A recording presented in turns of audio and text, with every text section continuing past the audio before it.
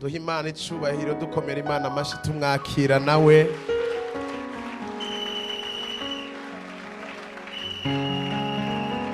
Menshi murushirize ngaho.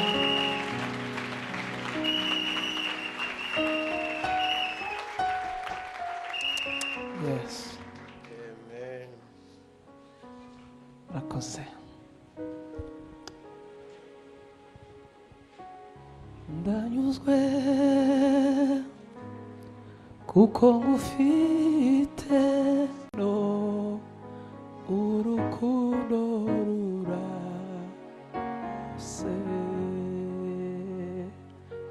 Amen.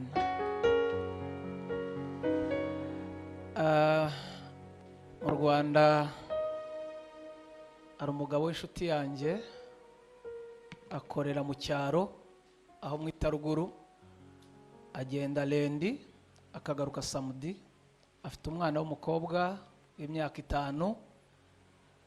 Yagiye kugenda arabasezera, umwana akamubwira ati papa nzagukumbura.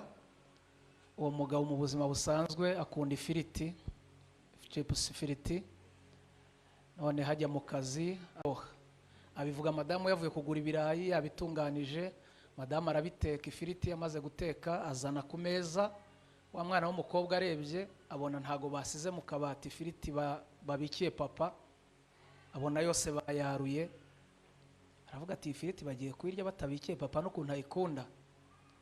Mama wagiye hanze, umwana akuraga agafiriti kamwe akapande kamwe mu isorori, agenda mu kabati aterera mu yindi sorori arapfundikira. Baraza bararya, bamaze kurya bararangiza. Ku mugoroba papa arataha, ise w'umwana akomanze ku rugi, umwana aza yiruka aramukingurira, amubwira ati papa baguhemukiye, atariko wihangane nakubikiye. Yagenze bite? Ati firiti yose bayiriye ariko nakubikiye, icara nkuzaniye nakubikiye. Umwana aragenda mu kabati arafungura, azana isorori nini atereka ku meza, afunguye isarebyemo abonamo agasate kamwe kagafiriti.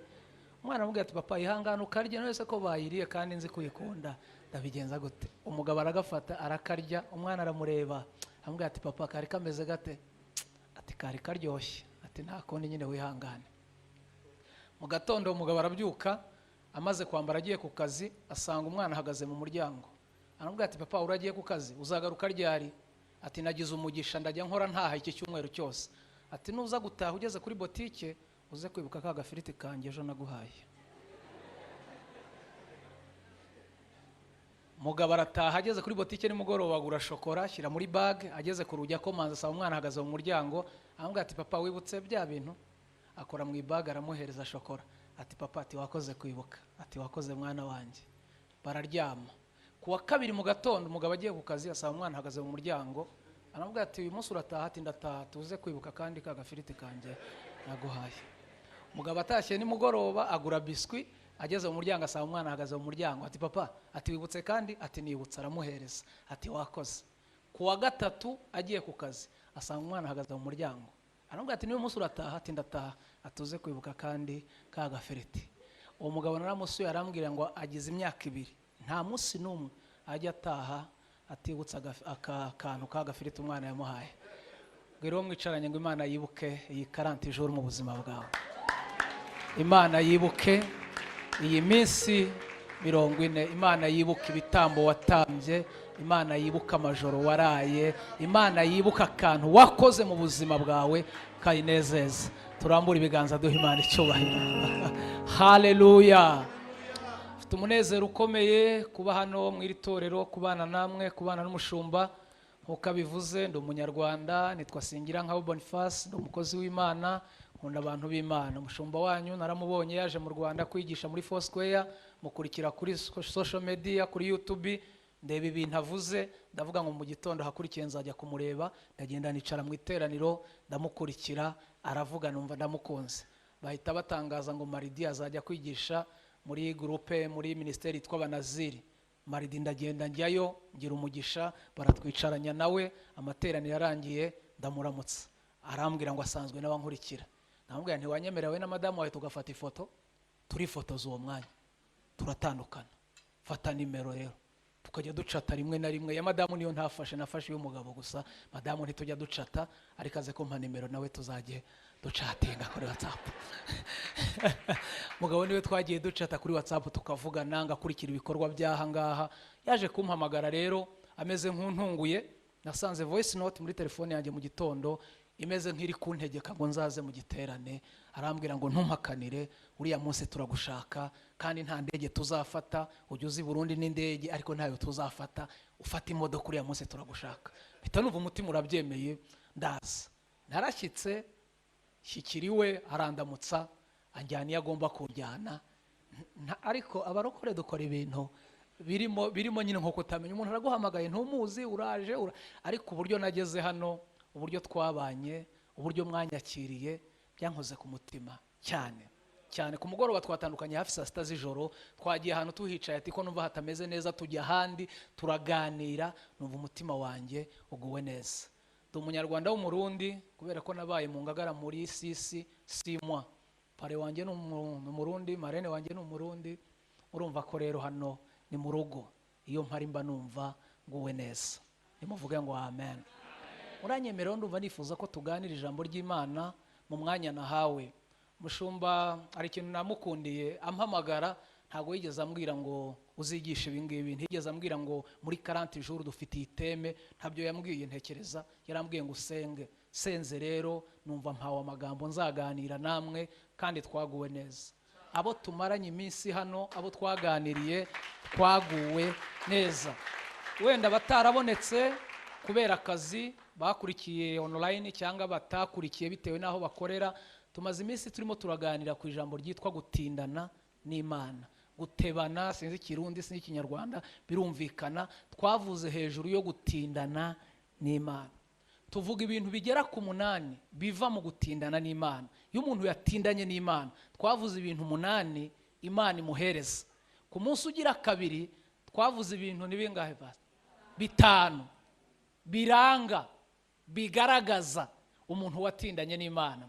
Nagize umugisha ukomeye cyane, nakiriye telefone cyangwa message z'abantu nka 2. Harimo umwe wambwiye ngo mu bintu 8, mu mbaraga 8 ziba mu gutindana n'Imana, ngo hari akantu ngo kamunejeje. Ntese nagaki? Yaravuze ngo kariya ngo kitwa gukorera Imana, ngo burya ngo turi ku kazi, ngo ni impamvu z'akazi. Arambwira ngo kantu karamunejeje. Undi nawe arambwira ngo hari akandi navuze ngo kavuga ngo buri wese akeneye umufasha mw'ubu butayu, ngo kariya kantu ngo nanjye karamfashije. Undi nawe arambwira ngo ikintu ngo cyitwa kwizera, imbaraga yitwa kwizera iva mu gutindana n'Imana, ngo nawe yaramufashije. Numva ngo uwe neza cyane. Nimuvuge ngo amen. Rero ndagira ngo munyemerere ko uyu munsi pasiteri munsi nza niwe wigishije, yaravuze, numva mu bintu avuze numva biramvangavanze mu mutwe, numva temirahindutse. Numva uyu munsi shaka kuganira ku ijambo ryitwa guhura na Yesu ugahinduka. Guhura na Yesu ugahinduka. Yavuze umutima wa Yotamu abitindaho, numva nanjye mpawe kuza kuganira namwe ku ijambo ryitwa guhura na Yesu ugahinduka.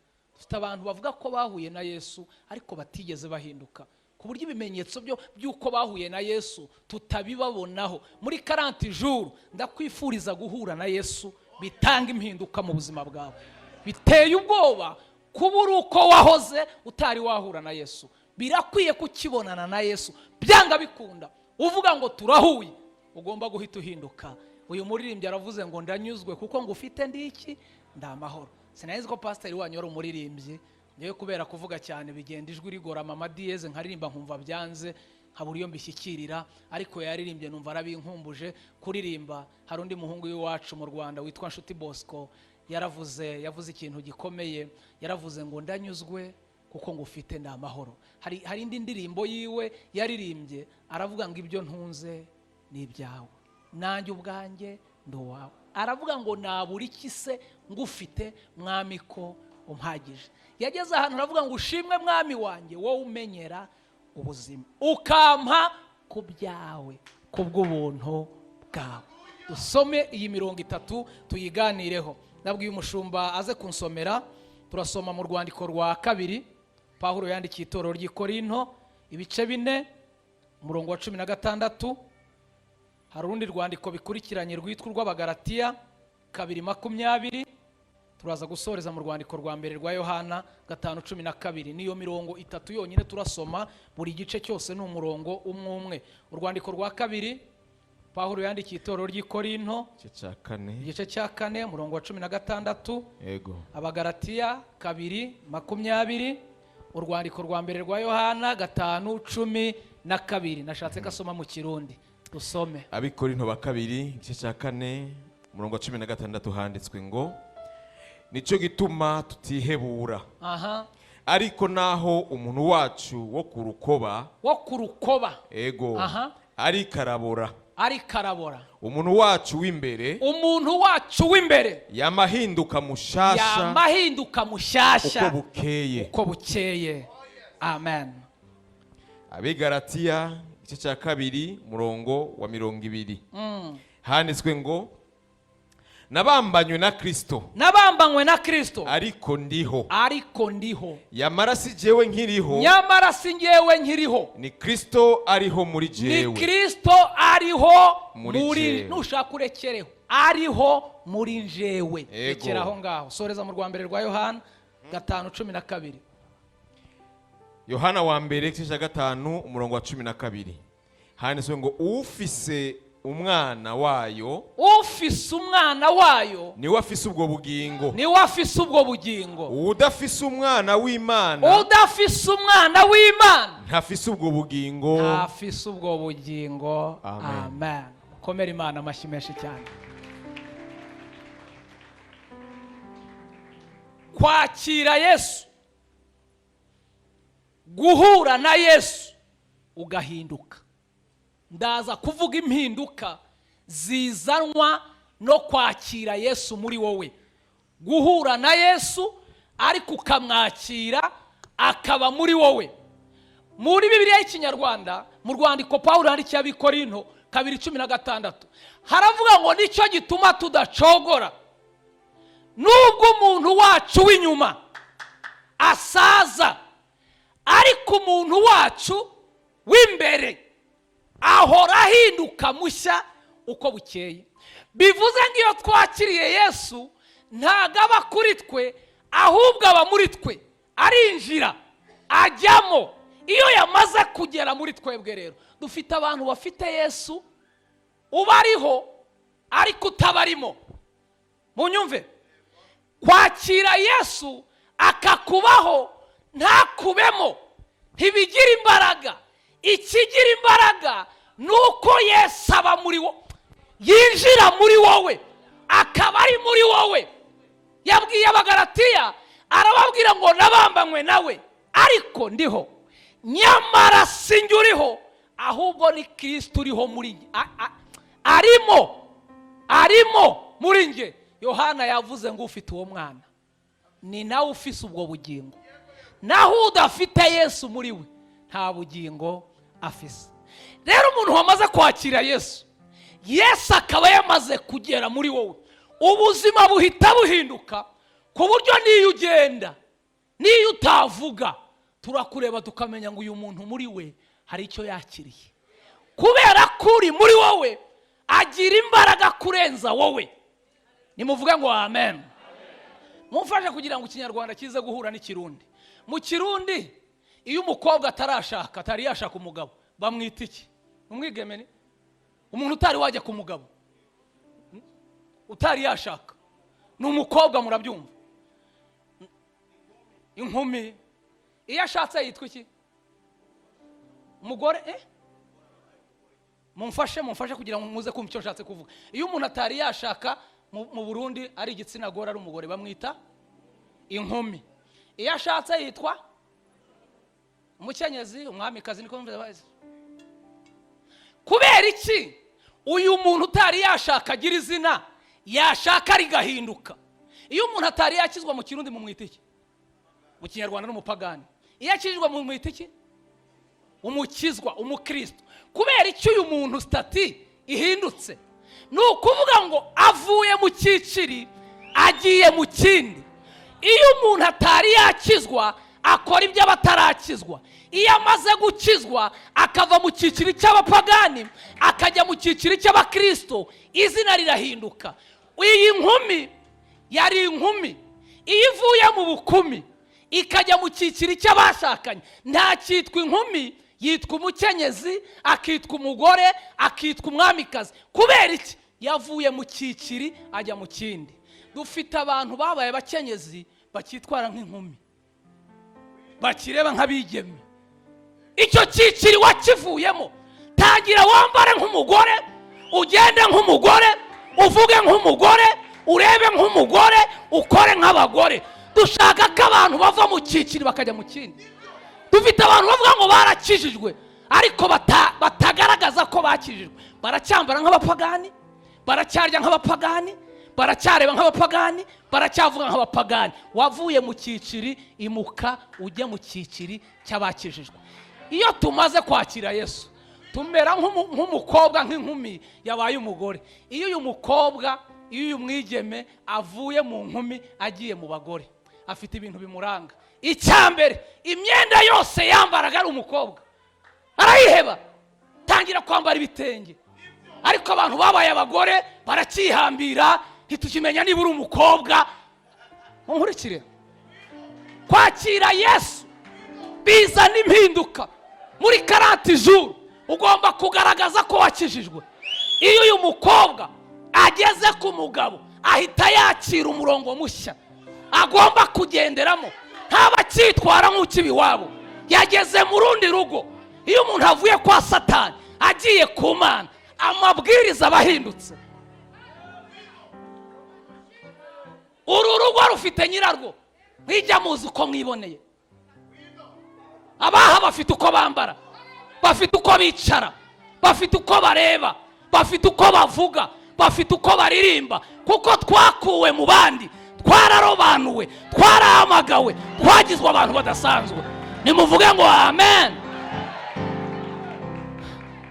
Iyi nkumi igeze ku mugabo, uyu mukristo wari umupagani ubaye umukristo. Iyo iyi nkumi igeze ku mugabo, hari amasezerano ajya asohora. Irya mbere murarizi kenshi, irikunda gusohora kenshi. Irya mbere ahita asama inda, mubyita kugira gute?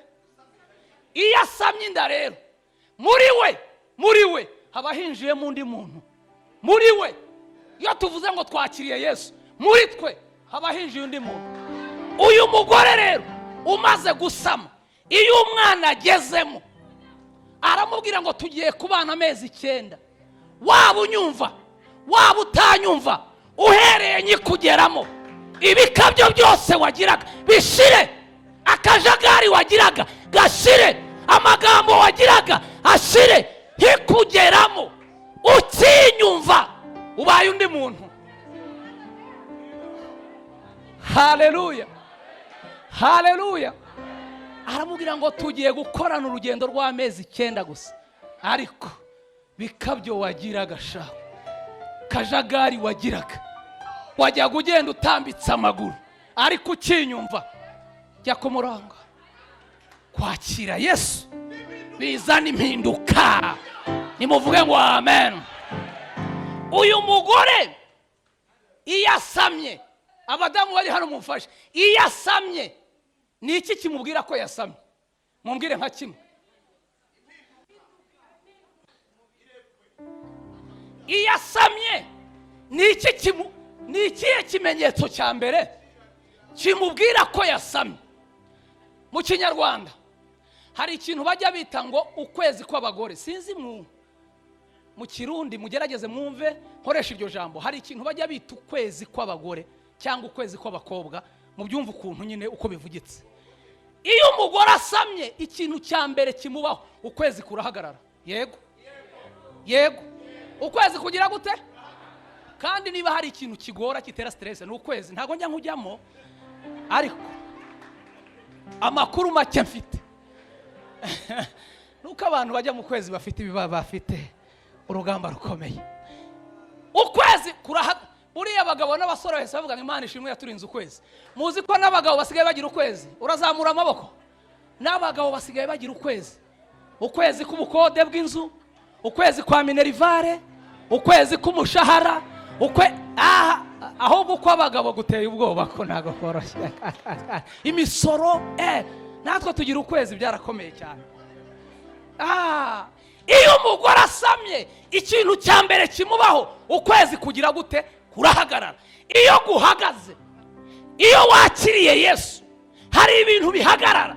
Iyo bibaye umugore w'umurundikazi wize w'umuhanga, iyo ukwezi guhagaze akabimenya, icyo akora ajya kwa dogiteri, kwa muganga ngo bamupimire bamenye koko niba ari umwana uri mu nda. Ko dufite abantu bafite ibintu by'ibidayimoni, ibintu by'ibiyoka bihinda mu nda, tukagira ngo barasamye kandi batara. Iyo uri umuhanga ukumva ukwezi kwahagaze ukabona wirengeje, ujya kureba dogiteri kugira ngo azane icyo bita ecography, agupimire amenye koko niba ari umwana uri mu nda. Igora ubwiro mwicaranye ngo iyi 40 jours niyo kwisuzumisha.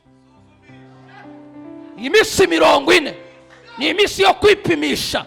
Dogiteri w'ijuru ari hano, buri wese uri mu iri teraniro yitegure kwakira dogiteri ari mwayo materaniro. Ku munsi wa 28 dogiteri agiye gupima 40 jours ya buri mwaka. Ni umurari ko kuza ngo tubapimire turebe koko niba ari umwana urimo cyangwa, kuko dufite abantu batubeshya tukagira ngo barasamye batarasamye. Twabyina bakabyina, twatura bagatura, twasimbuka bagasimbuka, kumbi bafite ibindi bintu bibasimbukisha. Iyo wamaze kwakira Yesu muri wowe, hari vuga butumwa ripfuye muri iki gihe turimo turarwanya. Ugasanga umuntu yaje hano ngo kugira ngo abemeze ko afite amavuta, akababwira nyeganyeza mugenzi wawe, muhoberekane, mutera kabizu. Wapi? Iyo Yesu ari muri wowe ntago bagomba kukunyeganyeza. Uri muri wowe akunyeganyeza batakunyeganyije, afite imbaraga. Haleluya! Mwakoze kuza kwisuzumisha. Iyi 40 jours niyo kugira ngo tumenye koko niba izi mpinduka zaragezemo. Uzi uyu mugore yageze kwa dogiteri, dogiteri akazana ecography, ntago nyizi neza, akamupima kuko screen zaraje kamera, bahita bamwereka kuri kamera bakamubwira ngo dore mu nda yawe ufitemo urusoro rw'amezi 3, dore ukuntu akana kameze. Iyo ari umwana wa mbere, uyu mugore ahita abwira dogiteri ati warebye neza karimo? Ati karimo ntago uri gukabona. Uzi ko uyu mugore niyo muhuye avuye kwisuzumisha, niyo atakuza kuramutsa atuzi ibintu byambayeho, atumera Imana icyubahiro, ati mw'iyi minsi byaciyemo. Kwakira Yesu biduha icyo kuvuga, uba wakiriye ibyo ubwira abantu. Haleluya! Ntiwakakira Yesu ngo ubure kubivuga. Ntiwasama inda ufite umugabo ngo ubure kubivuga. Dufite abantu batwita ibinyendaro, mu byita biki? Abantu bafite inda batazi iyo bakuye. Dufite abantu bafite Yesu batazi iyo bakuye. Iyo utazi aho wamukuye rero ntumuvuga, ahubwo urabihisha. Ariko umugore utwite azi ko afite umugabo, amezi apfa kuba 2 yacira habonye. Avuga ati uyu mwana afite se, aho ugeze hose aba yumva afite ijambo. Kubera iki? Muri we yarakiriye. Nimuvuge ngo amen. Unega amatwi mvuga ibintu bikomeye. Haleluya, haleluya. Hari ubwo dogiteri mureba akamubwira ngo mu nda yawe umwana yicaye muri position itambamye, aratambamye. Rimwe mu mezi 3 ujye uza tuguha umuti usubiza umwana mu murongo. Impamvu dusenga ku cyumweru, impamvu dusenga mu mibyizi, hano hanze duhura n'ibituma umwana ahengama. Tuba twaje gushaka ijambo, tuba twaje gushaka umuti utuma umwana asubira muri position. Haleluya! Umuntu utaza ku materaniro ntaze gusenga aratugora kubera kana kahengamye, ntafashwa. Umuhiterano ubona yararakaye, ariko iyo umwana ari muzima, abadamu bajya bavuga ngo mu nda ngo bari gukina, baba bumva harimo muvomo. Iyo Kristo ari muri twe ari muzima, uba wumva ibihe byiza, ntago bagomba kubihendahenda. Haleluya! Dogiteri amubwira ngo ngaho taha, amezi 3 nashira uzagaruke tukurebere ko umwana ameze. Uzi ko iyo umudamu atashye agiye, iyo umugabo yagiye ku kazi, ntarindira kugera mu rugo, ntarindira kugera kuri taxi, ahubwo ahita ajya mu isakoshi agashaka telefone. Kubera ko iyi nkuru ntarategereza kugera nimugoroba ngo ayibwire umugabo avuye ku kazi. Iyo agiye muri sakama agakuramo telefone, ashaka nimero yande y'umugabo. Dufite abantu badafite nimero ya se w'umwana. Munkurikire. Niba uriho ukaba uri mu buzima udafite nimero ya se w'umwana uzatagangara, uzabaho nabi. Ariko iyo uzi ko nimero ya se w'umwana ihari, uyizi, kandi ntabwo ijya iba kompoze, ntabwo umuriro ujya ushira. Murayizi? Do nimero do ni iyi ngiyi, do naha. Uyu mugore rero iyo akompoje ahita abwira umugabo ati sheri uri he? Undi ati ni muri office hari ibintu ndi gukora. Ategekaho urugi. Bite? Ati Imana icyubahiro. Gute? Ati karimo. Umugabo atagaki ati dogiteri avuze ko mfite akana k'amezi 3. Ati kandi dogiteri arambwiye ngo nagahungu. Ati Imana icyubahiro. Umugabo ahita amubwira ati yo, ati Imana ishimwe. Ati utari wakupa telefone se uyu munsi urarya iki? Urarya iki?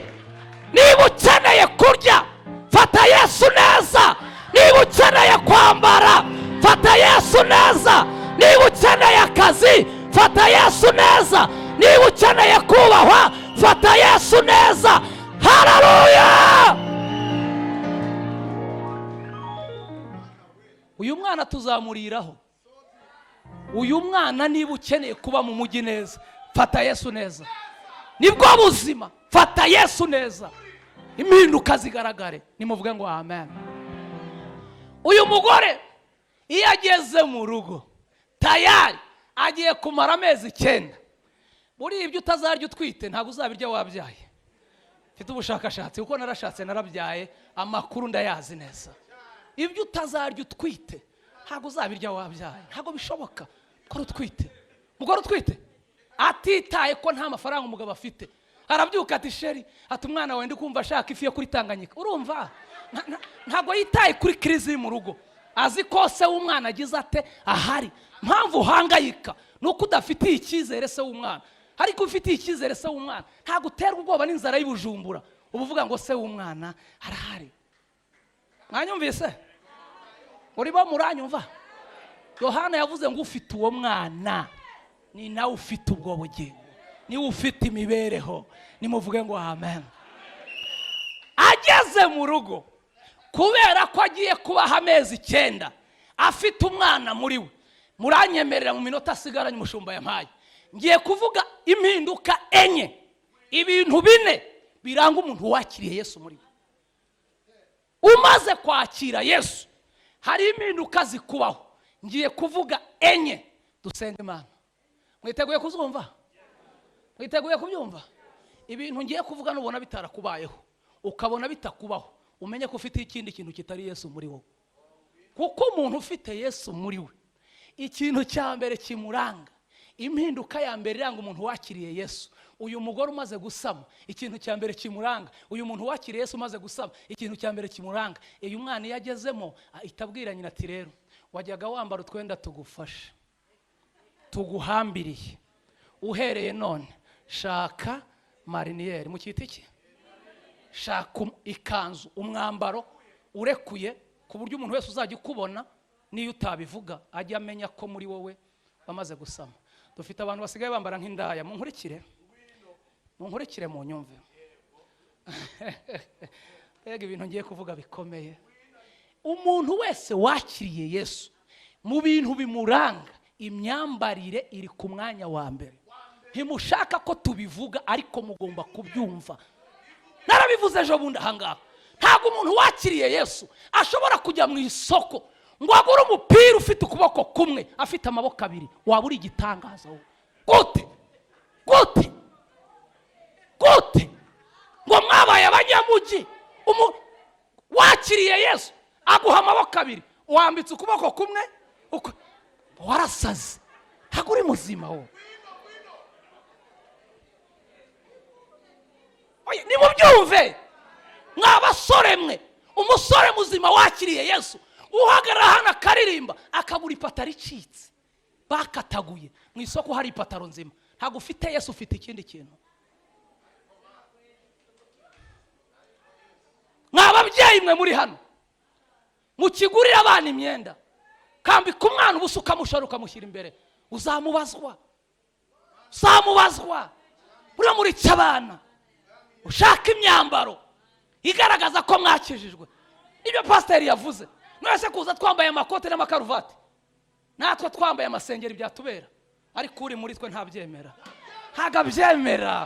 Ntagabyemera. Iyo tugiye kugura imyenda tureba imyenda izamuhesha icyubahiro. Irahari. None se ubu nambaye nabi? Urabona hari icyo mbaye?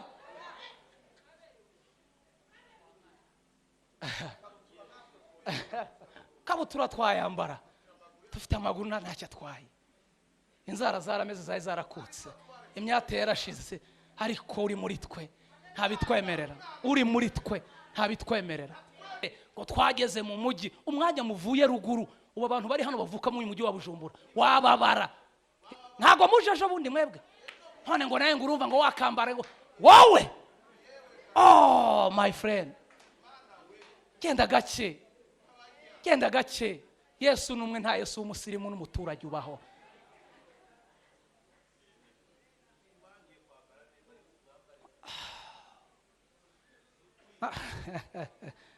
Mugore utwite agira umwambaro umutandukanya n'abisi. Iyo ni impinduka, nimuvuge ngo amen.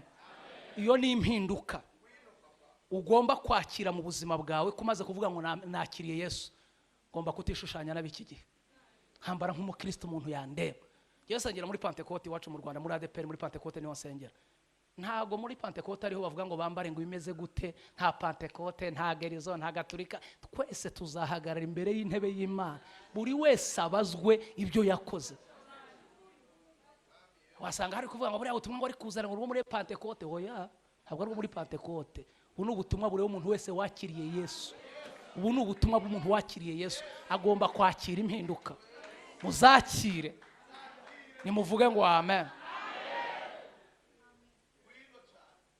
Abasore bari hano mutereta abakobwa, ujye ubanza urebe ukuntu umukobwa utereta yambara. Uratereta umuntu wambaye ubusa ukimutereta, nagera mu rugo bizagenda bite? Weri guduhamagara ngo munsengere, bagusengera iki? Nta maso wari ufite, ukajya gutereta umuntu wambaye. Mugerageze.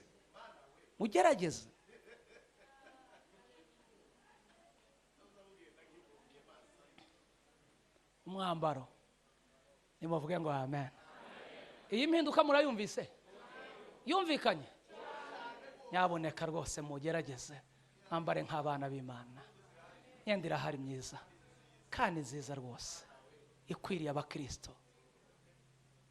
Impinduka ya kabiri iranga umuntu wakiriye Yesu ni impinduka yitwa guca bugufi. Ni iki mu Kirundi? Guca bugufi. Guca bugufi.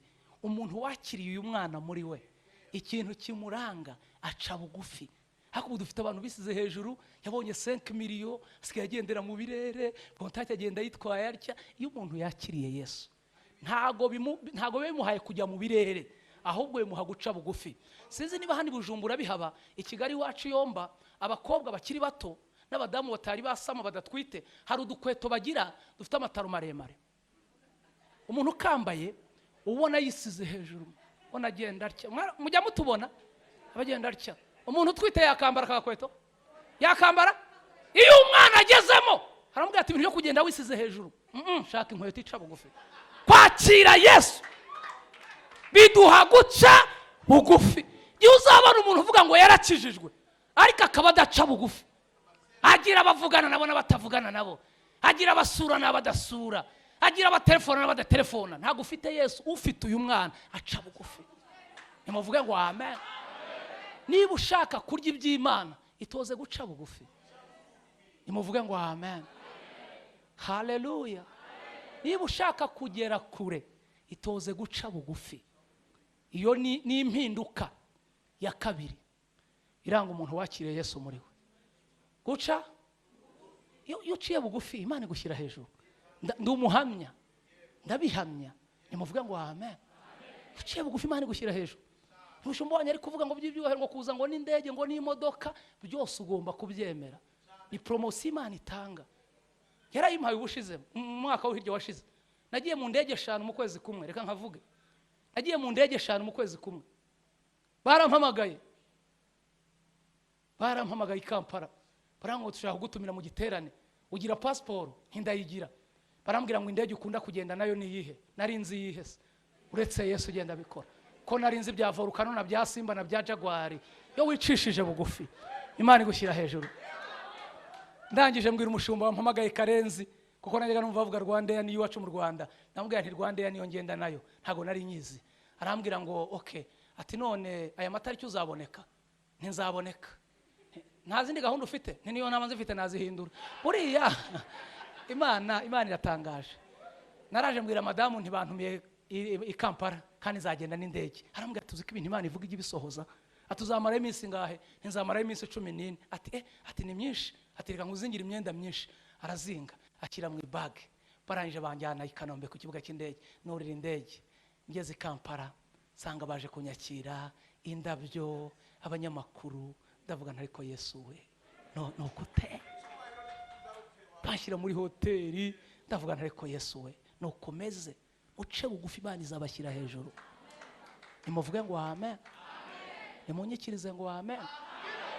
Navuyeyo ngarutse ngeze mu Rwanda haca icyumweru kimwe hani Bujumbura. Umushumba umwe arampamagara arambwira ngo twabonye uragize ibihe byiza i Kampala ko dushaka gutumira Bujumbura, indege ukunda kugenda nayo ni iyihe? Navuga nti karabaye guca bugufi kunsize hejuru. Ubwo naye namenye indi ndege bita Kenya Airways. Mbwira umushumba nti ngenda na Kenya Airways. Hayi Mana we, ca bugufi Imana izagushyira hejuru. Bankatishiza ku Kenya Airways. Ndaza ngera ku kibuga cy'indege hano Bujumbura. Baje kunyakira asanga abanyamakuru bampaye indabyo 6 ndi muzima ntapfuye. Munkurikira ku kibuga amashugwe, ku kibuga cy'indege cyane Bujumbura bampaye indabyo 6: urw'abana, urw'abagore, urw'urubyiruko, urw'inyobozi y'itorero, indabyo barazi amaboko yanjye. Ca bugufi uzakira indabyo utari wapfa. Urasabwa guca bugufi wowe, Imana izabikora. Barazimpaye. Mutima wanjye numvuga korteje y'abana, bana bararirimba ku kibuga cy'indege. Havuga ntariko muzantu mvuka, mvuga ngo muvuka ruguru, wabereke iwacu yo mvuka. Ariko kugenda uca bugufi, Imana igenda kuzamura, genda. Ako muzi uburyo mfashwe muri iyi minsi ahangaha, mubaze umushumba. Hari umuhungu bampaye hano ngo nkurikirane, ndi kumubwira mu gitondo nti ugabanye ibintu bya keya wazica abantu. Umuhungu aramubwira ati ntago ndye. Ati ntunanywa se? Ugabanye, ntago nkuvuga amazina. Ugabanye ziriya keya. Ariko guca bugufi ni igitangaza. Nimuvuge ngo amen.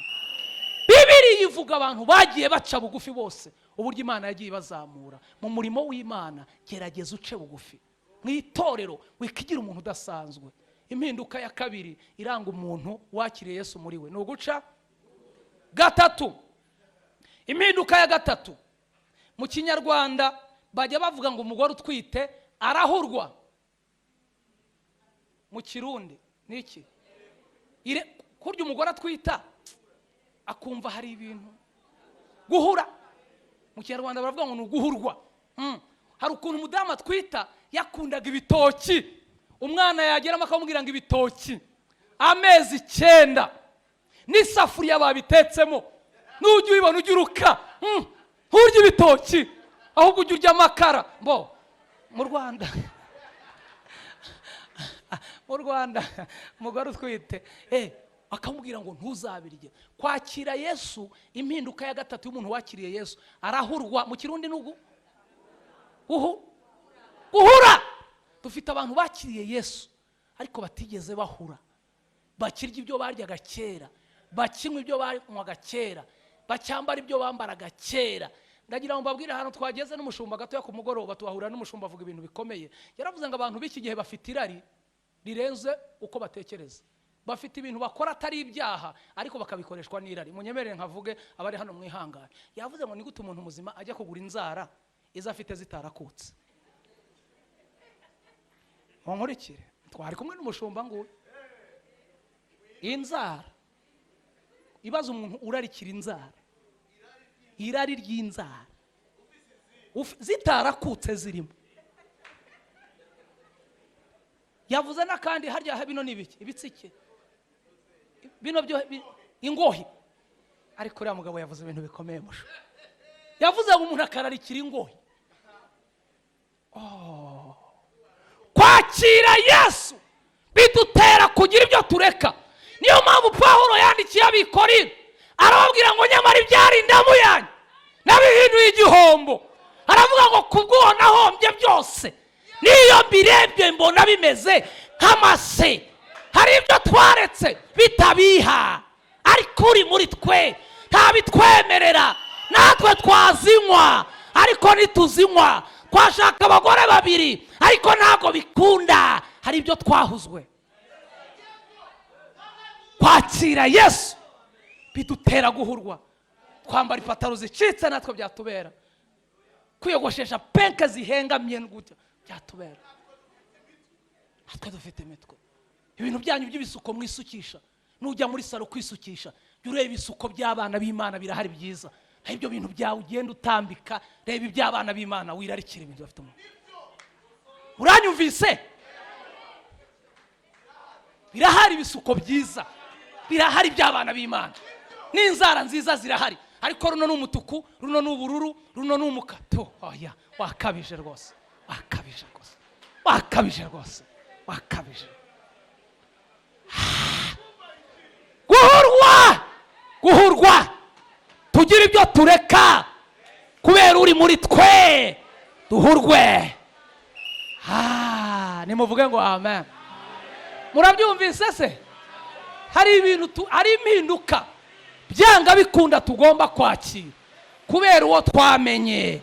Muhurwe mugira ibintu mureka kubera ko uri muri twe nikadutegetse. Nimuvuge ngo amen. Icya kane kiranga umuntu wakiriye Yesu muri we, impinduka ya kane izanwa no kwakira Yesu, ni ukurarikira. Kurarikira ni iki? Kurarikira ukumva hari ibintu ushaka cyane kurenza ibindi.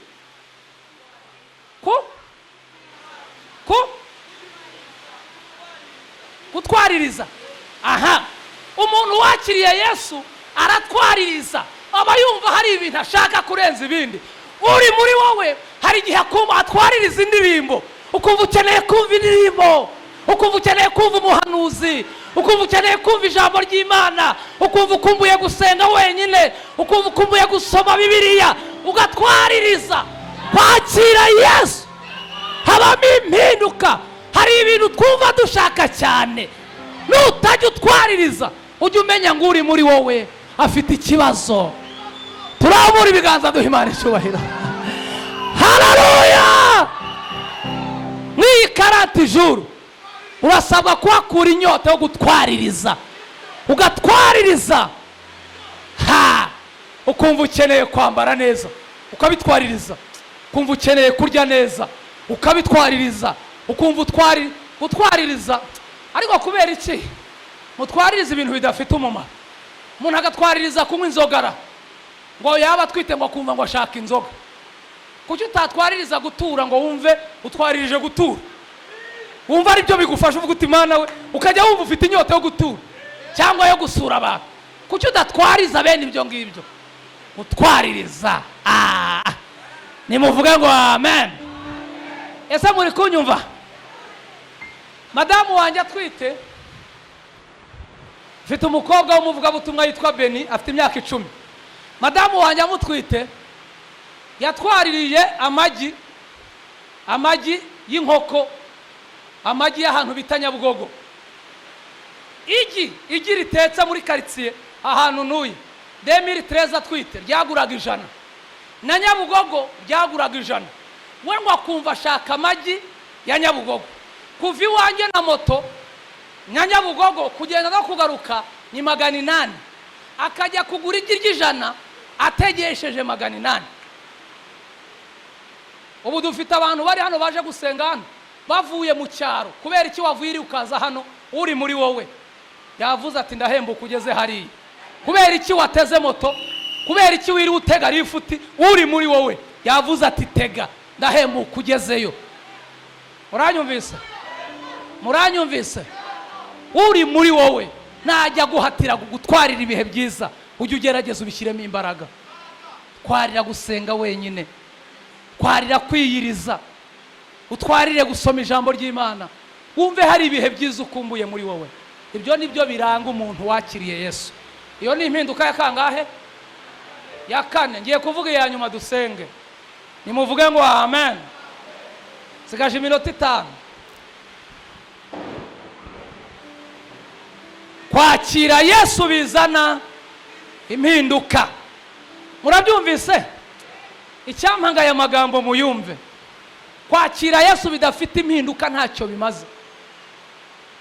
Impinduka ya gatanu izanwa no kwakira Yesu. Iyo umuntu amaze kwakira Yesu muri we, icya gatanu kimuranga arubahwa. Icyubahiro, cyubahiro. Kwakira Yesu bizana icyubahiro. Ndi umugabo wo kubihamya. Urebye kavukire yanjye ukareba ubuzima nabayemo, narinde wo kubahwa, narinde wo guhamagarwa. Nijoro nicaye ahantu n'umushumba turi kuganira, ndatekereza, sinzi niba atabibonye, nabaye bizemera nk'udahari. Narindi kuvuga ngo ariko ubu Yesu ataza kuba muri nge, ubu manicaye aha ngaha ndi kuhakora iki? Uyu mugabo kumwakira akugezaho imiryango itakugeza, akwicazaho imiryango itakwicaza, aguhuza n'abo utari guhura nabo. Ejo nahuye n'abantu bakomeye muri iki gihugu, nagira hano umuntu arampamagaye ngo nguri Papa Beni, yego ndiwe, ngo twifotozanye. Pya ikabisa cyubahiro Yesu aragitanga. Haleluya. Muzarebe abagore batwite barubahwa, serivisi zose bazihabwa mbere. Ntagashobora guhagarara wicaye, baraguhagurutsa akicara. Murumvite Yesu muri we, bamutambutsa mbere y'abandi. Umugore utwite wese yitabwaho. Abantu bafite Yesu, serivisi zabo turazishira imbere, ubucuruzi bwabo turabushyira imbere, akazi kabo turagashira imbere, amazu yabo turayashyira imbere, amashuri yabo turayashyira imbere. Abantu bafite Yesu, bwira uwo mwicaranye ngo barubahwa. Kutabivuga mubwira ngo barubahwa. Icyubahiro kizanwa no kutunga Yesu. Mu mpinduka zizanwa no kwakira Yesu harimo impinduka ya gatanu yitwa icyubahiro. Nimuvuge ngo amen. Nimunyikirize ngo amen.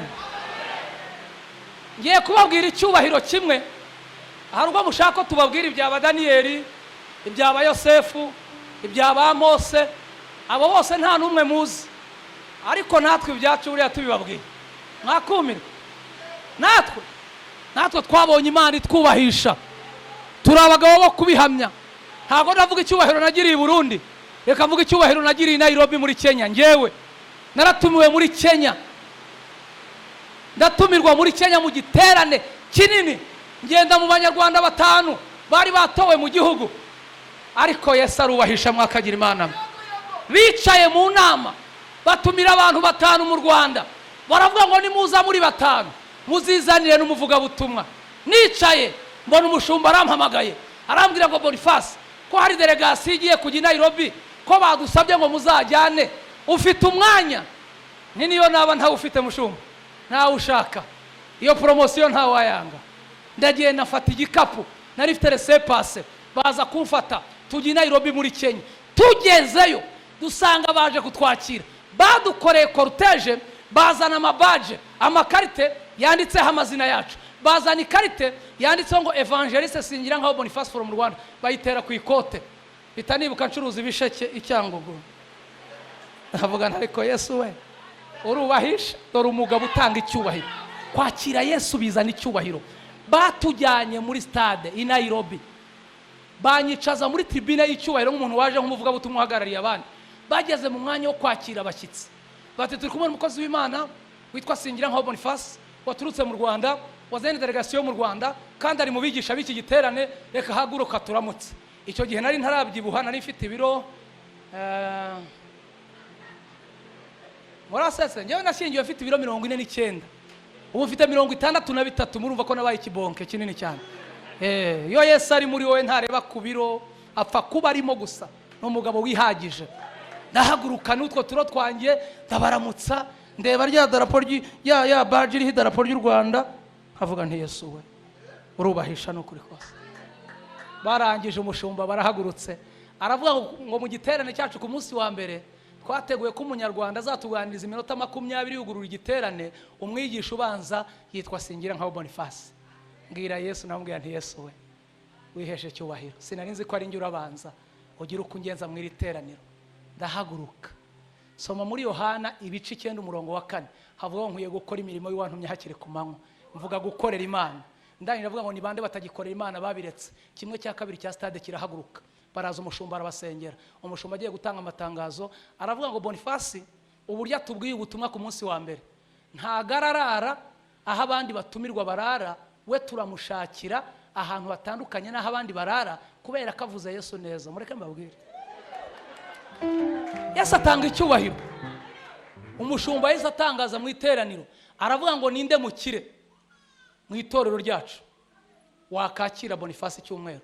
Bazana umukire wa mbere mu itorero ryabo ngo uzanyakira, baramunshinga iminsi 7. Amateraniro arangiye bantwaza ibitabo ngo banjyane mu modoka yanteguriye kuntwaramo.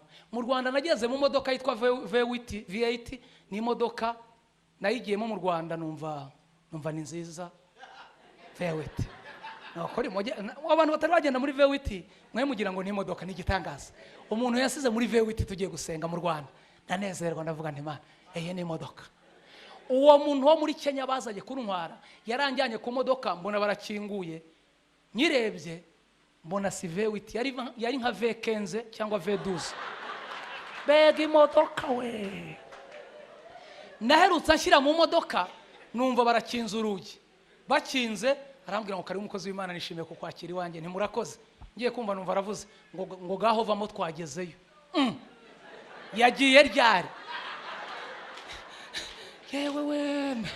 Arambwira ati sinamenye ko yari iri kugenda. Yanahirutse ambwira ngo kinga, numva ari kuvuga ngo vamo twagezeyo. Ndavugana eko Yesu arubahisha makagira. Navuye mu modoka bankinguriye tugeze hanze, ndebye sanga duparitse mu rupangu rurimo piscine, rurimo jardin, ndebye mbona inzu ya nive 3 etage 3. Arambwira ngo karibu hano ni iwanjye. Ntimurakoze. Duca muri nivo yo hasi, arambwira ngo hano hasi ni garage, amadepo, abazamu baba hano, urakoze ikazi iwanjye. Tujya muri nivo ya 2, arambwira ngo hano muri 2 niho nge na madame n'abana dutuye. Turi kujya muri 3 kuri escalier mpita nibuka ruguru tuba mu nzu y'ibyatsi.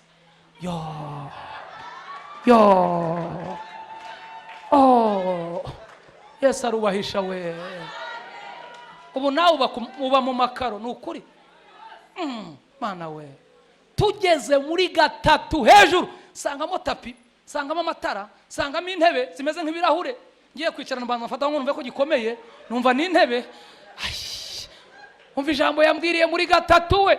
Yarambwiye ngo mukozi w'Imana turakwakiriye. Yari umunyarwanda wagiyeho kera uzi Kinyarwanda. Arambwira ngo turakwakiriye hano muri 3 na ahantu njya nakirira abanyacyubahiro nkawe.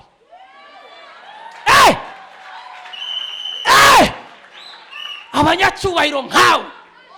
Hitamvuga nti we ntisinge ni Yesu uri muri nge. Iyo ubimenye ukabimwitirira rero murakorana ku mutima. Ndavuga nti murakoze rwose. Arambwira ngo karibu. Ndicara. Ese nabatindiye kafata indi 5 ku mushumba yamaye. Nimuvuge ngo amen. Ubundi mwagiye mutinda mu rusengero muri kujya he? Aho gutinda mu bitaro ntimwatinda ahangaha.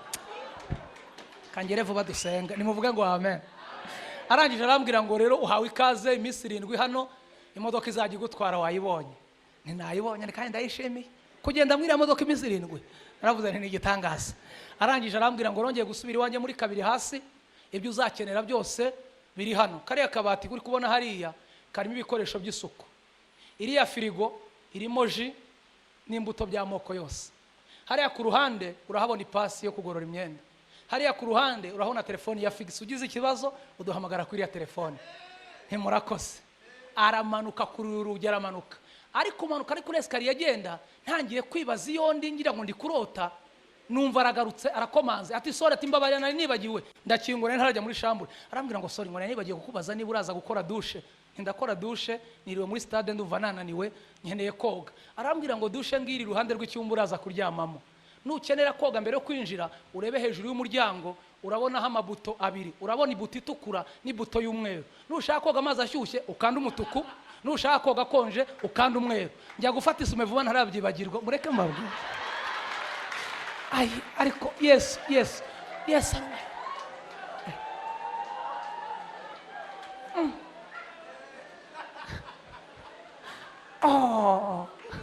Ariko Yesu arubahisha mwakagira Imana.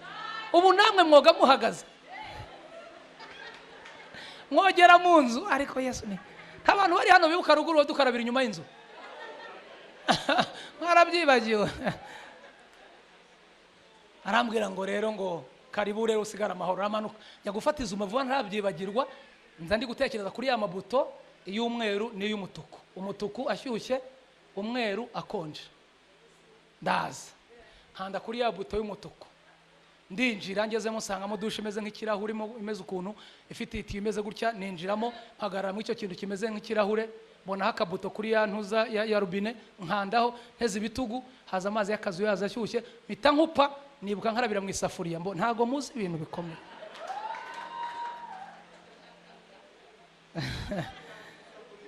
Nkarabira murayizi isafuriya imbegeti, murayizi nimujya muri budushe mujye mubanza mukupe mwibuke, ukajya ukaraba udatekereza, ujye ubanza wibuke ibintu Imana yakoze. Uramye uri muri dushe, ndakupa ndongera ngafungura, natega haza akazu yaze, subira hanze gukanda ku mweru ngo ngaruke numve ko haza konje, nkanda umweru, ndagaruka ndafungura nteze ibitugu, haza amazi akonje. Ariko natinze muri dushe uwo munsi, no wa mbere natinze muri dushe uwo munsi, n'igitangaza. Subiramo ndoka, noneho ndebye ku ruhande rwa dushe, mbonamo ikindi kintu kimeze nk'akazu kagonzemo, gikoze mu kirahure. Ese iki cyo ni igiki? Ninjiramo ngo njye kureba, kumbi niyo sume yaho ngiye kumva ngo Yesu we, mbona ndumutse. Nukuri kw'Imana mwubahe Yesu azabereka ibintu bikomeye. Bajya muvuga ngo mwabonye ibintu, ntacyo murabona. Yesu afite ibintu, mwebwe mureke. Yesu afite ibintu, mumwubahe. Yesu afite ibintu. Nagiye kubona mbona ndumutse, ndebye ku ruhande mbonamo akaetajeri karimo amavuta, ayo mu mutwe, ayiki, bikorogati, ibintu byose biraho. Sindisiga niba nayisize korogati si, ariko namavuta muri kuseka mwebwe. Hari aho wagera ukumirwa, mujya mwigira abanyamugi, aho wagera ukumirwa. Maze kwisiga njya muri shambure, ni mu nyumvire ngeze muri shambure, mu cyumba cyo kuryamamo, nahuriye n'ikigeragezo mu cyumba. Nasanze bansasiye icyumba ntibashyiraho umusego, nyoberwa hepfo. Mureke mbabwire, nageze mu cyumba ndebye igitanda, nyoberwa hepfo, nibaza ahantu bashyira umutwe. Ariko Yesu araryoha. Umutima urambwira ngo nuryama nabi uracurama. Bagusigiye telefone, barakubwira ngo ikibazo cyose uraza kugira, uze guhamagara bagufashe. Genda ubabwire ko wabuze aho ushyira umutwe. Ako satani ni umugome. Nagiye nganaho telefone iri kugira ngo njye kubahamagara baze bamfashe uko ndyama. Ijwi, numva ijwi, yo wakiriye Yesu ntago yagukoze isoni, ntago yakemera gukorwa n'isoni. Numva ijwi rirambwira atari kugiye kwiteza abantu. Wiriwe muri stade ubona ibyo uvuga, none ubuze uko uryama, genda ushyire umutwe aho ubonye. Ndikatira ndagaruka, niba naracuramye iryo joro ntumbaze, ndiryamira. Bona burakeye, tujya mu giterane, tugarutse sanga bashaje ntibashyiraho umusego, n'ubundi umutwe mushyiraho mbonye. Buri munsi nashyiraga umutwe aho mbonye, buri munsi nkaryama uko mbonye. Ngiye kubona mbona iminsi 7 irashize, nditahira. Urumva Yesu atubahisha? Ubu nawe ufite abakwita boss muri iki gisagara n'uburyo waje. Ubu nawe ufite abakwita mama n'uburyo waje. Umugabo twizeye mu ngaruka, mu mpinduka atanga, ajya atanga ikintu cyitwa icyubahiro. Ku uyu munsi wa 28 w'amasengesho turi imbere y'Imana, munyemerere mube intwari, mwemere gusama inda y'Umwuka Wera, mugendane nayo, mubane na Yesu mu mujyi wa Bushumbura, nibwo muzaba abantu badasanzwe. Muranyemerera nkore iki kintu muri teraniro. Ndashaka gusengera umuntu uri muri teraniro utari wakira Yesu nk'umwami n'umukiza, ukaba wumva muri wowe ibi bintu tuvuze bitakurimo, cyangwa ukaba warigeze kumwakira ukaba wumva ibimenyetso byarahagaze pe, nta gukira ari kiri ibihe byiza. Hari ibyo wari wararetse wongeye gusubiraho.